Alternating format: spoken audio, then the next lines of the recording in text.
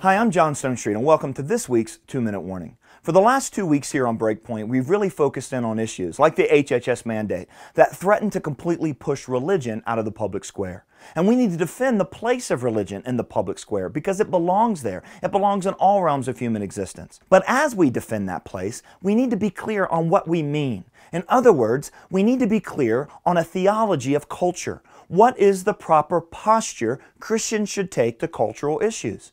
You know, one posture Christians often take is one of isolation. And we do this for maybe two reasons. One, it might be a hungover Gnostic impulse that has really threatened the church for centuries. This Gnostic impulse is this belief that the physical stuff in the world is bad and only the spiritual stuff is really good. So we focus in on things like going to church and reading our Bible and witnessing, all good things.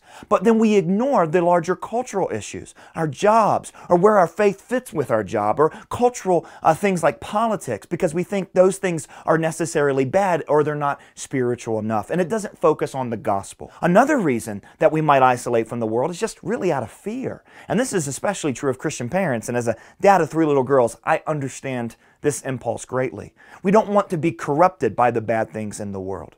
But neither of these reasons reflect biblical truth. And a posture of isolation misses something very important. And that is a proper theology of creation. God created this world and everything in it, and He called it good. The line of reality from a biblical worldview is not between the physical and the spiritual, it's between the Creator and the creation. And the Creator created all things, physical and spiritual, created humans to bear His image and to take care of all these things, physical and spiritual.